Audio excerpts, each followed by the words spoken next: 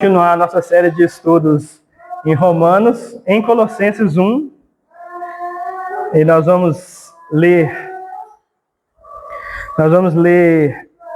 do 13 até o 20. Do 13 ao 20. Vamos estar lendo primeiro e depois eu faço a oração.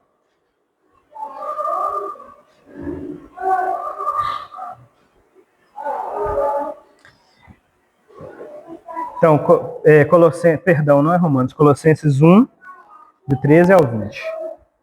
Colossenses 1, de 13 ao 20. Diz assim a palavra de Deus: Ele nos libertou do império das trevas e nos transportou para o reino do Filho do seu amor, no qual temos a redenção, a remissão dos pecados. Este é a imagem do Deus invisível, o primogênito de toda a criação, pois nele foram criadas todas as coisas, nos céus e sobre a terra, as visíveis e invisíveis, sejam tronos, sejam soberanias, quer principados, quer potestades, tudo foi criado por meio dele e para ele. Ele é antes de todas as coisas, nele tudo subsiste.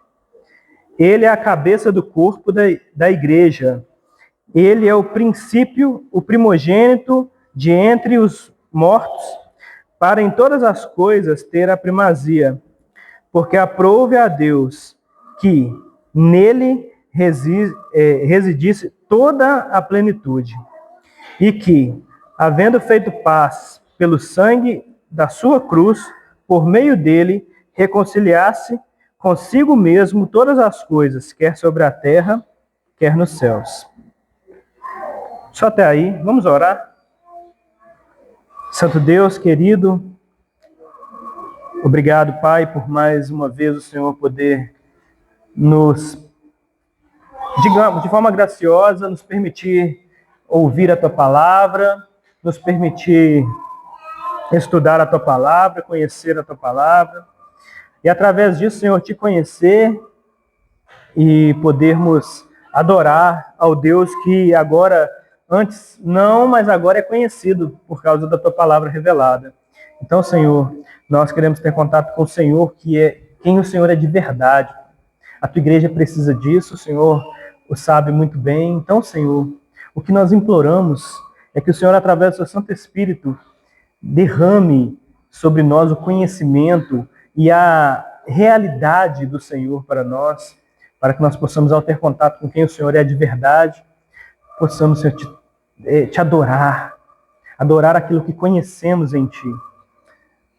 Podemos falar como Jó: antes eu conhecia só de ouvir falar, mas agora meus olhos Te veem, e queremos isso, Senhor.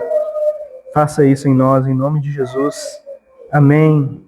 Irmãos, domingo passado a gente estava tratando em Romanos, e então, na minha conclusão, eu acho que eu fui muito, para não dizer mais do que isso, fraco demais na conclusão, porque apesar disso poder ser uma desculpa, o texto não nos dá uma conclusão, eu tive que buscá-la, né? Porque o texto lá, é um texto como se Paulo estivesse tratando um grande assunto, né? Em Romanos, que ele está tratando o assunto da depravação, né, humana.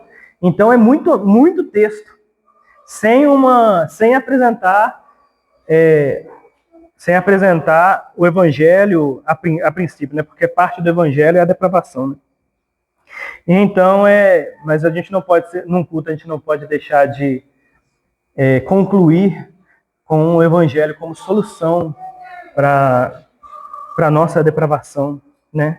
Então eu fui muito, não abordei de maneira boa. Então hoje eu vou fazer como se fosse a continuação do sermão mesmo, como se fosse um sermão muito grande, e a gente passou uma semana inteira, e agora a gente vai concluir o sermão. Vamos fazer a conclusão e aplicações nesse texto, concluindo o sermão de semana passada, apesar de ter de certa forma, uma conclusão. Tá? Então, nós Quando nós vamos estudar a palavra de Deus, e conforme até nós fizemos hoje, nós temos que ter uma noção do que é a obra de Cristo. A obra completa de Cristo, o que ele fez. Quando nós estávamos estudando sobre Jonas, eu disse aos irmãos que Jonas ele vai declarar, a última frase que ele vai declarar quando ele está no ventre do peixe é: do Senhor é a salvação, ao Senhor pertence a salvação, né? E o que é isso? A salvação, ela é toda a obra de Cristo na vida do crente. Ela não é só um momento específico no tempo que ele converte e a partir dali ele vive sua vida. Então, toda a vida de um crente, de um eleito, toda a vida dele é salva. Ele já está incluído dentro da salvação. Haverá um ponto no tempo em que ele, de fato, receberá, o Espírito Santo o convencerá, então será aplicado todas essas coisas. Mas, se você for olhar, nesse momento específico do tempo, Deus preparou tudo para que houvesse aquele tempo. Né? Deus planejou todas as coisas na vida dele para que chegasse um dia ele ouvisse o Evangelho. Então Deus planejou isso para que chegasse esse momento em que ele pudesse ouvir o Evangelho, o Espírito Santo agisse e ele convertesse. Então, ou seja, a salvação ela não é aquele dia que ele ouviu o Evangelho e se converteu. Ela é desde o dia que ele nasceu. Melhor. A salvação é a obra de Cristo que acontece antes da fundação do mundo. Antes que tudo existisse, a obra de Cristo para a salvação já estava acontecendo antes do mundo existir, antes de tudo. E então, eu vou tratar alguns assuntos, nós vamos discorrer nesse capítulo de Colossenses, tratando da obra, a obra de Cristo. E eu queria tratar a obra de Cristo como a resposta salvífica para todo crente, como a solução para aquele problema que nós vimos no domingo passado, da corrupção externa e, mais precisamente, na corrupção interna do ser humano. No domingo passado nós vimos a corrupção interna. Então a obra de Cristo vem para poder, parte dela é para solucionar esse problema. Tá? Então nós começamos assim. O conselho eterno de Deus. O que é o conselho eterno de Deus? Antes da fundação do mundo, na teologia nós tratamos um assunto que é o conselho eterno de Deus. Ou seja, o plano eterno que Deus fez para a redenção, criação, para todas as coisas. Ele não aparece explicitamente esse conselho num versículo específico, mas a Bíblia inteira, em vários pontos, vai tratando desse conselho eterno. A gente não tem o assunto, né, geral o assunto completo que foi tratado, mas temos o assunto geral. Então a Bíblia fala claramente que antes do mundo acontecer, Deus planejou todas as coisas, e especialmente, é claro, aquilo que nós vamos chamar aqui de a obra de Cristo. Tá? E então lá em Efésios 1, versículo 11, a palavra diz assim: nele fomos também feitos herança, predestinados segundo o propósito daquele que faz todas as coisas conforme o conselho da sua vontade. Ou seja, conforme o conselho da sua vontade, Deus fez todas as coisas. Todas as coisas é todas as coisas. Né? Então, tudo o que foi feito conforme o conselho da vontade de Deus. Então, aí nesse assunto principal, inicial, o conselho eterno de Deus, ele é parte da obra de Cristo. Ele é o início da obra de Cristo, ela se inicia ali. A obra toda do Cristo inicia-se no conselho eterno, o qual Deus faz segundo a sua própria vontade, antes de todas as coisas, é óbvio, porque não tem como ele ter o conselho para fazer uma coisa depois que a coisa está pronta. Né? Então a lógica é, antes de todas as coisas existirem, Deus planejou. Tá? Então em Cristo, agora, nós estabelecemos que Deus planejou todas as coisas. Agora vamos falar sobre a obra de Cristo especificamente em Efésios 3:11, diz assim: segundo o eterno propósito que estabeleceu em Cristo Jesus, em Cristo nosso Senhor, perdão. Então, em Cristo Jesus nosso Senhor, o segundo eterno propósito que estabeleceu em Cristo Jesus nosso Senhor. O conselho eterno tratou da obra de Cristo. Então, na eternidade, a obra de Cristo no crente, na vida, ela foi tratada lá, foi concebida lá. E em Efésios 1:4 diz assim: assim, nos escolheu nele em quem? Em Cristo, antes da fundação do mundo. Aqui nós estamos desvendando o conselho eterno. Antes da fundação do mundo, nesse conselho eterno, nós já estamos vendo que Deus planejou todas as coisas. Depois ele planejou o Cristo Jesus como Senhor. Depois ele elegeu a gente, antes da fundação do mundo, no Cristo. Ou seja, logo o plano de nos salvar já tinha sido feito. E 1 Pedro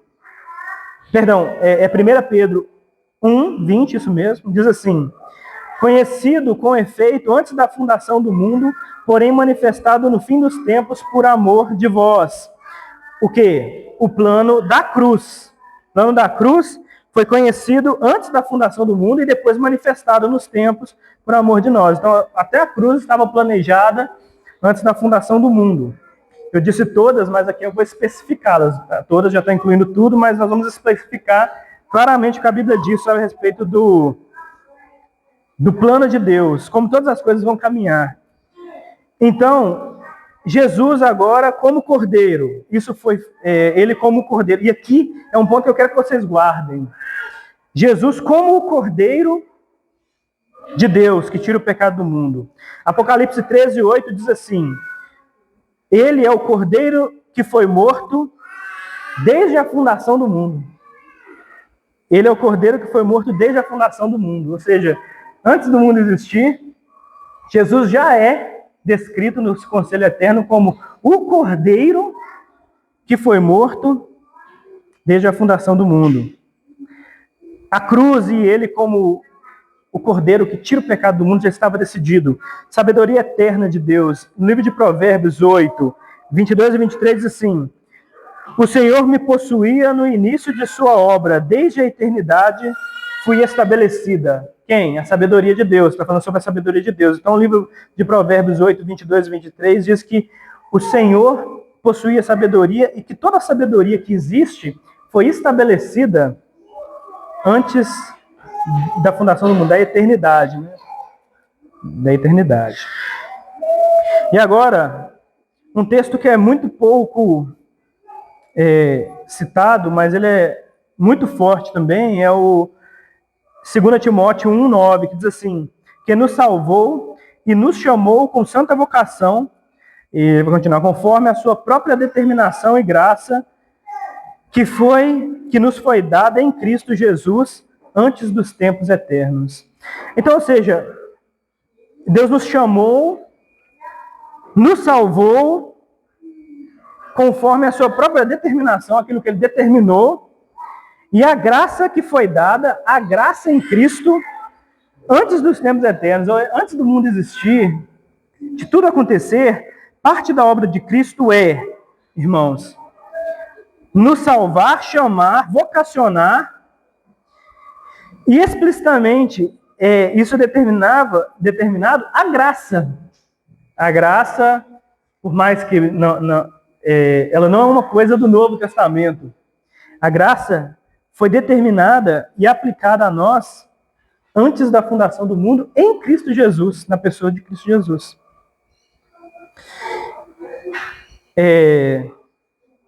Há outros textos, mas eu não vou lê-los aqui agora. Então, o que eu queria deixar claro é que antes do mundo existir, tudo o que aconteceu foi determinado, e não só determinado, houve o conselho eterno de Deus. Para entender o conselho eterno de Deus, e para entender o primeiro versículo que nós vamos tratar, nós precisamos entender que essas coisas não são um acaso, e não estão sendo soluções ou medidas de contenção a problemas atuais. Acontece um problema, um pecado, e Deus então age, né? Nos salvando, nos ajudando, resolvendo o problema, tampando o buraco. Não, todas as coisas estão acontecendo e fluindo de acordo com a vontade de Deus. Então, Colossenses vai dizer assim, Versículo 13 e 14. Ele nos libertou do império das trevas e nos transportou para o reino do Filho do seu amor, no qual temos a redenção e a remissão dos pecados. Aqui nós concluímos o sermão de domingo passado. Nós somos libertos do império das trevas e transportados para o reino do Filho do seu amor. Na oração do Pai Nosso, oramos assim: Pai nosso que estás nos céus, santificado seja o vosso nome. Venha a nós o teu reino. Esse é o primeiro pedido, venha a nós o teu reino, depois, é claro, de nós pedirmos a santificação do nome de Deus. Mas a santificação do nome de Deus nós pedimos para que haja os outros pedidos. Então, diz assim: venha a nós o teu reino, venha a nós o teu reino. E o que significa vir a nós o reino de Deus? É Deus nos libertar do império das trevas e nos transportar para o reino do Filho do seu amor. No qual, lá, no reino do Filho do seu amor, e eu amo a Bíblia, porque ela sempre trata assim, Cristo, sabe? Ela trata assim, você está incluso, é sempre uma inclusão, você está em Cristo, você está incluído no Evangelho. Tudo isso é uma inclusão. Você vai estar em Deus. Você vai sempre estar no Cristo. Então você é transportado para o reino do Filho do seu amor e no reino no qual nós temos a redenção e a remissão dos pecados. Amém. O reino do Filho do seu amor, libertação do pecado, recebendo a oração que tanto oramos. Mas quem é esse? Quem é o Jesus que está no conselho eterno, antes de tudo existir, ou seja, antes de qualquer coisa criada existir, ele estava lá? Quem é ele? Quem é ele? Quem é Jesus? E diz assim o versículo 15: Este, o Cristo, este é a imagem do Deus invisível, o primogênito de toda a criação. Este é a imagem do Deus invisível. E o que significa isso? Cristo é a imagem do Deus invisível. Uma das coisas mais maravilhosas sobre a Trindade, ou seja, o nosso Deus, é que cada pessoa da Trindade ela tem particularidades apresentadas na Bíblia e, ao mesmo tempo, ela tem tudo em comum. Mas há uma coisa maravilhosa que Deus ele sempre está revelando sua glória. Então você vai ouvir comum na Bíblia dizer glória, a glória de Deus, a glória de Cristo, e como que Deus é glorioso. Ou comumente você vai encontrar, ele fez isso para mostrar a sua glória. Isso demonstra a glória de Deus. Glória de Deus. Então a glória, Deus está sempre mostrando a sua glória. E outras coisas também que Deus exige, por exemplo, Deus exige adoração. Então há vários salmos, eu não vou citá-los, senão também passa muito do tempo, mas há vários salmos que ordenam: adore ao Senhor, louve ao Senhor, cante ao Senhor. Por quê? Porque nos é ordenado cantar e adorar a Deus. Então, porque Jesus adora ao Pai. E isso é incrível. Jesus tem adoração pelo Pai. E o Pai tem adoração pelo Filho. E o Espírito Santo, assim como o Pai e o Filho, tem adoração pelo Pai e pelo Filho. E por que isso acontece? Porque Deus, ele não adora a si mesmo numa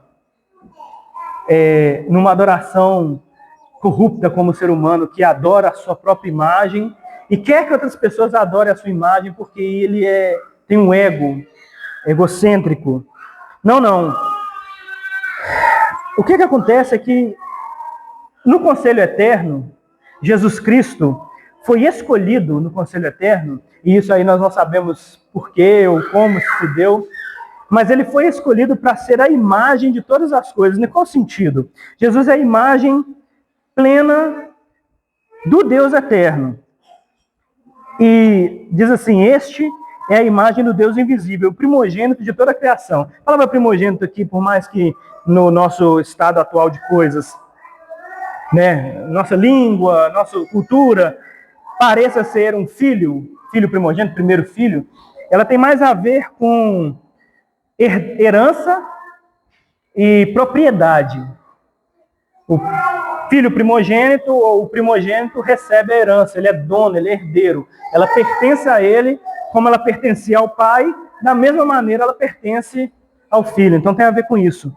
E aí diz assim, ele é a imagem do Deus invisível. Ou seja, aquilo que é imagem de Deus é o Cristo. Então quando a Bíblia ordena não farás para ti imagem de escultura, a razão é porque nada é comparável ao Cristo. E ele é a proposta imagem de Deus para revelar o Deus. Então, ou seja, Deus já tem a sua imagem na qual ele queria revelar. E ele é a imagem do Deus invisível, é aquilo que aparece para nós, é aquilo que nós devemos mentalizar quando pensamos em Deus. Quem? Quem que Deus escolheu no seu conselho eterno para que nós mentalizássemos? O Cristo. É claro que nós não estamos falando de mentalizar uma imagem, daquela imagem mais ocidental, moderna, do século, da Idade Medieval, como eles desenhavam Cristo, né? Enquanto até no Santo Sudário. Nós estamos falando da imagem real. Aonde você adquire a imagem real do Cristo? Através das Escrituras. Você lê as Escrituras e lá você vai ter uma imagem real do seu caráter. Tá? Então aí você tem a imagem do Cristo, qual Deus propôs ser a imagem de Deus. Então nele, através de observá-lo na sua Escritura, você vai conhecer o Deus invisível. O primogênito, o herdeiro de todas as coisas. E o versículo 16 diz, pois nele foram criadas todas as coisas, nos céus e sobre a terra, as visíveis e invisíveis. Vou parar só aí por enquanto.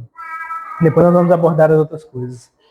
Irmãos, e o que é isso? O que é isso? O que significa Deus? Nele, pois nele foram criadas todas as coisas. No conselho eterno, foi decidido que Cristo seria a imagem do Pai para nós, e a imagem dele seria revelada na criação. Nós cantamos, o Salmo 19, que diz que os céus proclamam a glória de Deus. O que significa? Significa que todas as coisas, céus, terra, tudo tem um propósito. Cada coisa que existe. E esse propósito era em suas coisas, em suas formas, mostrar parte da glória de Jesus. Ou seja, tudo que foi criado, Deus não criou, por exemplo, um animal porque ele achou, porque ele inventou, simplesmente. Ele tinha algo em mente quando ele criou as coisas, o animal, a terra, planetas, sol, leis. E o que Deus tinha? Nós lemos o versículo, nós lemos Apocalipse, né? Apocalipse 13:8 diz: o cordeiro que foi morto desde a fundação do mundo. Ou seja, antes do mundo existir, Deus já tinha planejado que Jesus seria relacionado com o cordeiro. E Jesus vai dizer também assim: eu sou o pão da vida. Eu sou a luz do mundo. Eu sou o caminho. Eu sou a porta. Por quê? Por que essas coisas são assim? E por que Jesus está dizendo isso? E todas essas coisas foram feitas para refletir a glória dele. O Pai, e nós falamos sobre isso já também em outros sermões, quando Jesus é batizado, João Batista batiza ele, e vem e desce o Espírito Santo, há uma frase, e essa frase é uma das frases mais poderosas da Bíblia. O Pai diz assim para o Filho: este é o meu Filho amado, em quem me comprazo. Ou seja, o Pai tem prazer no Filho. E aí, a lógica de tudo é, o Pai, quando ele diz, me adorem, me louvem, me glorifiquem, ele está, na verdade, Deus, né? Quando ele ordena isso, ele, na verdade, está pedindo assim, adore meu filho. Olhe como meu filho é maravilhoso. Eu tenho muito prazer nele, ele é o meu prazer. Olhe para ele. E o filho, e Jesus diz assim, Pai, glorifica-me com a glória que eu tive junto de ti antes da fundação do mundo. Ou seja, Jesus está lembrando e tendo prazer naquela oração, na glória que ele via no Pai, na glória que ele tinha junto do Pai. E Jesus, diversas vezes na Bíblia, vai dizer que ele não veio fazer, e isso é comum, todo mundo sabe, ele diz assim, eu não vim fazer a minha vontade, vim fazer a vontade do meu Pai. O poder com que eu realizo esses milagres não vem de mim. E por quê? Porque Jesus Cristo, ele nunca vai apontar para si separado do Pai e nunca vai ficar apontando para si de maneira egoísta. Porque Jesus está capturado, absorto no Pai antes da fundação do mundo. Antes da fundação do mundo, antes do mundo existir, Jesus, o nosso Deus, olhava para o Pai e achava ele maravilhoso, incrível, glorioso, incomparável, porque é óbvio, não há nada para se comparar a ele. E assim o Pai olhava para o Filho e falava dele, nele, no Filho, eu tenho todo o meu prazer, todo o meu prazer. E o Espírito Santo, isso aí você aprende, quando você vai fazer teologia, você aprende com o Espírito Santo, e você vai descobrir que o Espírito Santo, todo o trabalho e obra do Espírito Santo é servir como um holofote sobre Cristo. O Espírito Santo, a função dele nas Escrituras é apontar e mostrar o Cristo. Então o Espírito Santo ele vai fazer tudo na vida do crente para te dar mais de Jesus Cristo, mostrar maior a glória dele. Por isso que você tem que se arrepender, o Espírito Santo te convença do seu pecado. Em quem? Mostrando Jesus. Olha, ele era perfeito, por isso você é pecador. Se arrependa. Então o Espírito Santo, ele te dá alegria, mostrando Jesus. Olha como ele pode te dar alegria. A obra do Espírito Santo é essa, mostrar o Cristo. Por quê? Porque a Trindade, quando busca, diz, me adorem, ela está dizendo, olha como é glorioso. Olha como Deus é glorioso. Então o Pai, é como se o Pai dissesse assim, olha como meu filho é glorioso. E o Filho, olha como meu Pai é glorioso. E o Espírito, olha como o Pai e o Filho são gloriosos. Então, quando diz que Jesus é o Cordeiro que foi morto desde a fundação do mundo, a palavra de Deus está querendo dizer que no conselho eterno, o Deus eterno resolveu usar Cristo como padrão e mostrar Cristo em todas as coisas. Então ele criou a obra de Cristo. O que é a obra de Cristo? A obra de Cristo é o que o Conselho Eterno resolveu fazer para mostrar a glória de Jesus e a glória de Deus eterno. Em Cristo, é claro, nele. Tudo que existe, desde a fundação do mundo até o Apocalipse, foi feito e preparado para mostrar a glória de Jesus. E por que então é dito que Jesus aporta o pão? Porque e o cordeiro, porque essas coisas Deus criou para mostrarem Jesus Cristo. Não é que Deus criou o cordeiro e falou, olha, é um bom exemplo para me mostrar como que o meu filho deverá morrer. Ele cria o pão e diz assim, o pão é o alimento, né? O maná é o alimento, Jesus é o maná. Aí ele vai dizer, olha, eu criei uma coisa muito boa, o maná, o pão. É um bom exemplo para dizer que eu sou o alimento, o sustento. Não. Como o filho é o sustento do pai, o alimento do pai, a alegria do pai, ele falou, vamos criar uma coisa e depois para poder mostrar parte daquilo que Cristo é. Sol, a luz,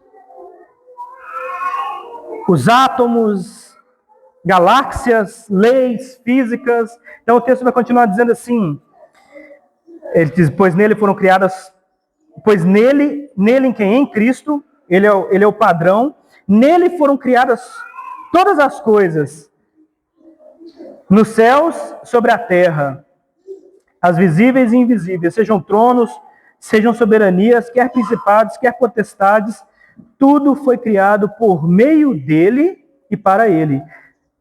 Então aqui nós temos nele, por meio dele e para ele, como o mesmo Paulo vai dizer. Porque dele, por meio dele, para ele são todas as coisas. Então o que está querendo dizer? Está querendo dizer que Cristo é o modelo para a criação de todas as coisas.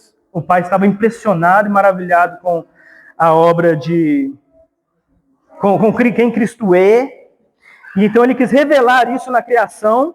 E ele criou essas coisas por meio de Cristo. Aí aqui é um pouco mais complicado, apesar dos irmãos já terem uma carga muito grande de conhecimento, mas é porque é o seguinte, resolveu-se também que Cristo seria, o poder para a criação seria do Cristo. Então, ou seja, quando lá diz assim, haja luz e houve luz, o haja é o verbo. Então, João, para nos ensinar, ele diz assim, no princípio era o verbo, a ação. A ação acontecendo era o Cristo. Então, ou seja, quando haja luz, a luz, o modelo de luz era o Cristo e o poder de criação era o Cristo. O haja era o Cristo. Haja luz era o Cristo. E para quem? Para quem? Para Ele. Porque dele, por meio dele e para Ele foram criadas todas as coisas. Para Ele. Por quê? Porque por isso Ele é o primogênito de toda a criação. Então, irmãos, isso aconteceu antes da fundação do mundo. De forma maravilhosa. Todas as coisas foram planejadas. Quer tronos, cada rei, cada soberano, cada poder, cada principado, potestade, tudo foi criado para mostrar Jesus, com base em Jesus, e depois para ser dado a Ele, ou para Ele, para o prazer e alegria dEle, para o poder dEle, para Ele ser soberano e ser chamado Senhor sobre todas as coisas. Então, ou seja, nós temos aqui, antes da fundação do mundo, o Conselho Eterno dizendo que Jesus é a causa, causador, e depois o destino final de todas as coisas. Todas as coisas. Esse é o início. Nós ficamos aqui, quase o nosso tempo já acabou praticamente. Só para falar que em Cristo tudo existe. E tudo subsiste, como já foi, como vai ser a conclusão, né, do versículo 17. Ele é antes de todas as coisas. Nele tudo subsiste. Nós gastamos esse tempo todo para dizer que tudo subsiste. E é só o início da obra de Cristo. Então ela continua. Em Efésios 1,4 diz assim: assim como nos escolheu nele antes da fundação do mundo para sermos santos e irrepreensíveis diante dele em amor. A eleição foi em Cristo e foi feita antes da fundação do mundo, ou seja, no conselho eterno de Deus. O verbo eterno nós já falamos, no princípio era o verbo estava com Deus e o verbo era Deus. Plenitude, tudo estava em Cristo, nós já falamos. E então nós começamos a entender que na criação, em todas as coisas, o Cristo é o modelo padrão e criador de todas as coisas. Ele é o sustentador. Colossenses 1,17, ele é antes de todas as coisas, tudo nele subsiste. E agora vamos tratar, nesses minutos finais, nós vamos abordar a obra na linha do tempo. Tudo que foi planejado sendo colocado em ação no tempo, apesar de que se Deus disse que uma coisa vai acontecer, essa coisa não é que ela vai acontecer no futuro. Se Ele disse que vai acontecer, essa coisa automaticamente acontece. Acontece. Porque Deus não está preso ao tempo. A primeira coisa que foi planejada Isso aqui já não dá para explicar num sermão. Mas a primeira coisa que foi planejada foi a cruz. Eu estava conversando com o Michael há um tempo atrás, nós estávamos falando lá no aniversário da Catarina, a gente estava falando a respeito de como que tudo foi feito para poder demonstrar alguma parte do caráter de Deus, seu grande amor, sua salvação, seu perdão, a maneira com que ele pode perdoar, a maneira que ele pode amar, a maneira com que ele pode também se irar. Tudo foi feito para demonstrar o caráter de Deus. Então, o ponto de partida é a cruz. A cruz é o autoesvaziamento total do Cristo. Imagine, ele foi preso numa cruz. Vamos voltar nisso daqui a pouco.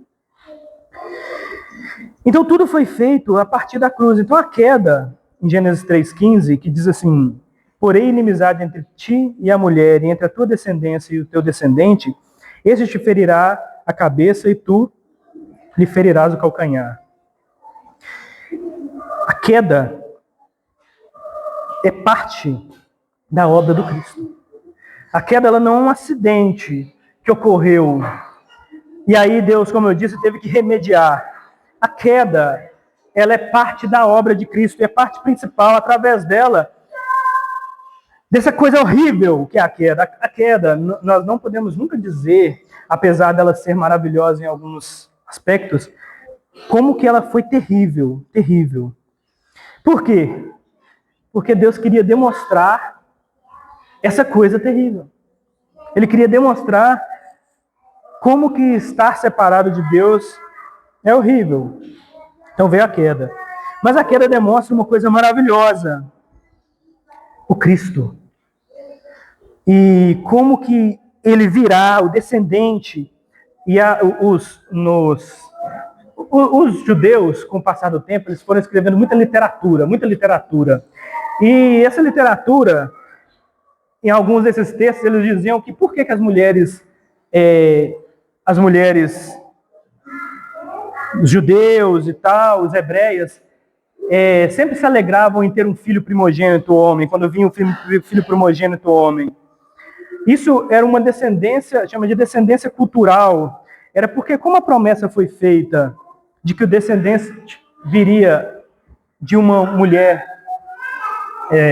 da aliança, na aliança, uma filha da aliança, viria o descendente que salvaria o mundo, elas tinham uma alegria muito grande, e elas aguardavam, e elas ficavam imaginando: será que sou eu? Será que será através de mim? Então, como eu disse, a queda mostra isso. Então, o primeiro parto, a primeira geração de filhos, que é Abel e Caim, é isso. Eles se alegraram. Imagina, Eva se alegrou muito. Teve um filho e depois veio o outro. Então, o que ela esperava? Ela esperava que... Isso agora não é um texto bíblico, isso aqui é uma conclusão minha, baseada nesses... apenas uma conclusão. Imagina, ela esperava que um dos dois, ou o primogênito, fosse salvar o mundo. Deus não disse? Seu descendente vai salvar vocês desse grande mal que vocês fizeram, né? Só que aí um mata o outro. A Caim vai lá e mata Abel. Que desespero! Ao invés de eu receber um filho que me salva, eu recebo um filho que mata. Então todas essas coisas estão dentro da queda. Então, a partir daí, o que eu estou querendo dizer? Vai sendo revelada a obra da redenção em várias partes da aliança. A primeira, em Eva, depois em Adão. Adão representava também parte disso. Romanos 5,19 diz: porque, como pela descendência de um só homem, muitos se tornaram pecadores, assim, por meio da obediência de um só, muitos se tornarão justos. Ou seja, há uma grande questão no meio cristão, que é o seguinte, e essa questão é uma pergunta: por que será que o pecado original existe? Ou seja, por que Adão precisava representar toda a humanidade? Não era mais fácil cada pessoa responder pelos seus atos? Então, por quê? Porque Deus fez aquilo? Colocou Adão como cabeça federal de toda a humanidade. É uma pergunta boa, se você souber fazê-la, né, com respeito. E a resposta é simplesmente porque Deus queria que Cristo fosse o cabeça federal também, de toda a humanidade. Você vê, aquele momento lá no Éden foi feito em Cristo, por meio de Cristo e para Cristo, para mostrar a sua glória. Então, aí a aliança continua. Gênesis 12:3 diz para Abraão: em ti serão benditas todas as famílias da terra. Então nós vamos vendo que a aliança a obra de Cristo através da aliança vai tomando uma forma. Era o mundo inteiro, agora é os descendentes de Abraão. Então Deus ordena para Abraão assim, em Gênesis 22:8, Gênesis 22, você terá que oferecer o seu filho como holocausto. Então, mais uma parte da aliança, ou da obra de Cristo é nos mostrada. Gênesis 22:8 diz assim: Abraão disse para Isaac: Deus proverá para si o cordeiro para o holocausto, meu filho. O que Abraão estava dizendo? Abraão estava dizendo: olha, meu filho, apesar de Deus ter me ordenado que matasse você, oferecesse você para ele, você não é o cordeiro de Deus. Você não é o holocausto. Você não é o descendente. Você, meu filho, deverá receber um cordeiro no seu lugar. Deus proverá para si o cordeiro. Virá das mãos do próprio Deus o cordeiro para esse holocausto. Qual holocausto? É óbvio que ele estava falando localmente, mas é óbvio também que essa é uma promessa. Deus proverá para si o cordeiro para o holocausto dos salvos, dos santos. É parte da obra de Cristo. É que o próprio Deus ofereceria o sacrifício. Todos da lei mosaica, todos na lei mosaica deveriam oferecer seu cordeiro para sacrifício. Só que a grande maravilha é que Abraão entendeu é que um dia Deus ofereceria um também. A obra de Cristo, irmãos. A obra de Cristo na lei.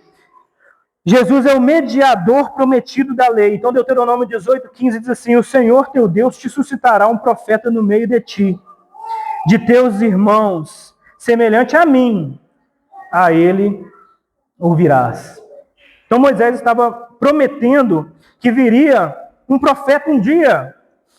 E esse profeta, semelhante a ele, seria ouvido.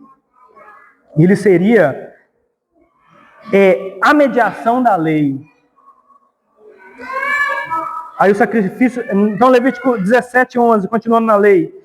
Porque a vida da carne está no seu sangue. Eu vos tenho dado sobre o altar para fazer expiação pelas vossas almas. Porque é o sangue que fará expiação pela alma. Parte da obra de Cristo sendo revelada como substituição, como sangue necessário. Então, mais uma parte da aliança de Deus, ou da obra de Cristo, que nós podemos chamar de aliança também, em Davi. O filho prometido, 2 Samuel 7:12-13, diz: levantarei depois de ti o teu descendente, estabelecerei o trono do seu reino para sempre. Mais uma parte, Salmo 89:27, vai falar sobre o reino eterno, que é parte da obra de Cristo também. Também o farei meu primogênito, mais elevado entre os reis da terra. Ou seja, ele é o rei sobre os reis da terra. E agora, os profetas, que vão fazer um link. Então, nós temos um link exatamente com Colossenses 1:15. Jesus como filho prometido, Isaías 9:6, porque um menino nos nasceu, um filho se nos deu, o governo está sobre os seus ombros. O servo sofredor, Isaías 53:5, mas ele foi transpassado pelas nossas transgressões e moído pelas nossas iniquidades. O castigo que nos traz a paz estava sobre ele. O Messias eterno, Miqueias 5:2, de ti me sairá o que há de reinar em Israel e cujas origens são desde os tempos antigos, desde a eternidade. Então, irmãos, no Antigo Testamento, A obra de Cristo estava completamente à mostra, revelada, sendo revelada, é claro, na aliança. A cada vez que Deus revelava novas partes da aliança, a obra já estava lá. Mas então acontece o evento. Em Lucas 2:10, diz assim: hoje vos nasceu na cidade de Davi o Salvador, que é Cristo Senhor. O advento. E então ele nasce no tempo. Aquele que está sendo prometido, que nós estamos vendo antes da fundação do mundo, e nós vimos agora, percorremos toda a Escritura, e então ele é anunciado, e ele nasce na cidade de Davi, o Salvador, Cristo Senhor. E João 1,14 diz: e o Verbo se fez carne, e habitou entre nós. Ou seja, irmãos, o que nos salva? O que transforma a gente de, como nós estávamos falando no domingo passado, de meros atores atuando uma vida, fingindo uns para os outros? O que nos salva? O que é a salvação? A salvação, irmãos, não é ir para o céu. Isso não é salvação. Salvação não é ir para o paraíso, nunca mais sentir dor, não precisar trabalhar, sei lá, o que as pessoas imaginam. A salvação ela é uma obra que nos tira do império das trevas. E entendam, você é o império das trevas. Você está lá, você é parte dele. A obra da salvação é que Deus te liberta de lá. Você é parte daquele império. Você é um com eles. Era um com eles. Você amava aqueles prazeres, você era rebelde. Parte daquele império. A salvação ela não é um ato que vai te impedir de ir para o inferno. A salvação ela vai te transformar, te transportar para o reino do Filho do seu amor. Ali, no Filho do seu amor, você receberá o cumprimento dessas promessas prometidas no Antigo Testamento. Então, no ponto central da obra da redenção, em Colossenses 1,13, está dizendo que aquela cruz serviu para nos libertar do império das trevas que nós éramos e nos transportar para o reino do Filho do seu amor, em Jesus Cristo, no qual a redenção, nós temos a redenção dos pecados, a redenção e a remissão dos pecados. Redenção significa exatamente o que redenção significa. Você estava errado, você era o problema, e agora você foi redimido, você foi trazido, houve uma obra que te redimiu, e agora você não é mais rebelde. Filho. Então continua dizendo 1:20, e havendo feito paz pelo sangue da sua cruz, por meio dele reconciliasse consigo mesmo todas as coisas, quer sobre a terra, quer nos céus. Ou seja, ele fez a paz através da cruz. A paz, e reconciliou com ele mesmo todas as coisas. E então nós podemos dizer assim, Romanos 8:29-30, aos que de antemão conheceu, também predestinou. Aos que predestinou, a estes também chamou. Aos que chamou, a estes justificou. Aos que justificou, a estes também glorificou. A salvação, a obra da salvação, que foi feita antes da fundação do mundo, é uma linha na qual você vai receber sobrenaturalmente todos os aspectos e nada te faltará. Nada. Não vai faltar nenhum aspecto da obra redentora. Justificação, predestinação, o chamado, a justificação e a glorificação. Nada vai faltar. E a vitória final. Se Deus é por nós, quem será contra nós? Se você recebeu, é claro, toda essa obra, aquele que não poupou seu próprio filho, antes por todos nós o entregou, não nos dará juntamente com ele todas as coisas? Quem nos separará do amor de Cristo?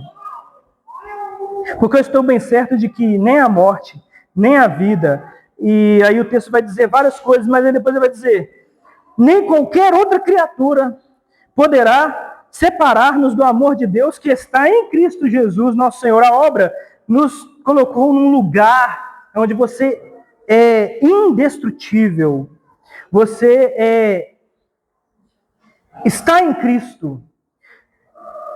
Então, irmãos,